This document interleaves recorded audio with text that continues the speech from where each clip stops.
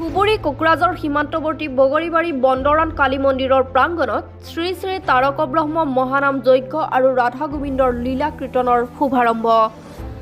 আন বছৰৰ দৰে এইবেলিও বগৰীবাৰী বন্দৰান কালী মন্দিৰৰ প্ৰাংগণত 5 দিনীয়া বিভিন্ন কাৰ্যসূচীত অনুষ্ঠিত হয় 78তম মহানাম যজ্ঞ আৰু ৰাধা গোবিন্দৰ লীলা কীৰ্তন। শুভাৰম্ভত আজি আধিবাস কাৰ্যসূচী উদ্বোধন কৰে এই অনুষ্ঠানৰ পৰিচালনা সমিতিৰ সভাপতি সুভাষ সূত্ৰধাৰ, সম্পাদক ৰূপম পাল আৰু মুখ্য উপদেষ্টা অনিল কুমাৰ সাহাই। কাৰ্যসূচী মতে 18-19 নৱেম্বৰত হৰিনাম কীৰ্তন, 20-21 নৱেম্বৰত মহাপ্ৰভুৰ লীলা কীৰ্তন অনুষ্ঠিত হ'ব। 21 নৱেম্বৰ দেওবাৰে মহাপ্ৰভুৰ ভোগ বিতৰণ হ'ব বুলিও উদ্যোক্তাসকলে জনায়।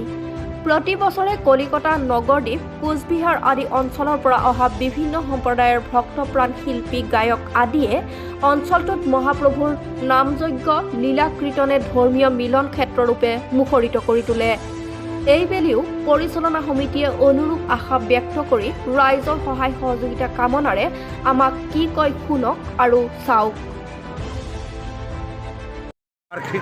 বৰ্তমান 78তম বাৰ্ষিক এইবেলি আৰু আমি আৰম্ভ কৰিছে আজি 45 বছৰ হ'ল, বেছি হৈছে 78 বছৰ।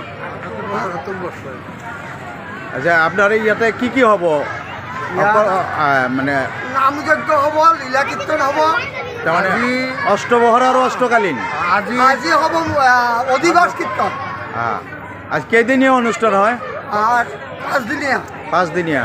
আচ্ছা, আপোনাৰ লীলা কীৰ্তনত ক'ৰ পৰা মানে আহিব, সাধকবিলাকে আহিব? বীৰভূমৰ পৰা আহিব আৰু বীৰভূমৰ পৰা আহিব, নৱদ্বীপৰ পৰা আহিব, কলকাতাৰ পৰা আহিব। হয় নেকি? 5 দিনীয়া অনুষ্ঠান টোটাল। আচ্ছা, আপোনালোকৰ প্ৰসাদ বিতৰণ কেতিয়া হ'ব? দেওবাৰ দিনাখন না? মহাপ্ৰভুৰ ভোগ বিলাস, মহাপ্ৰভু 5 তাৰিখ। হয়, ঠিক আছে, ধন্যবাদ। বগৰীবাৰীৰ পৰা গুলজাৰ হুছেইনৰ ৰিপৰ্ট, SRKK।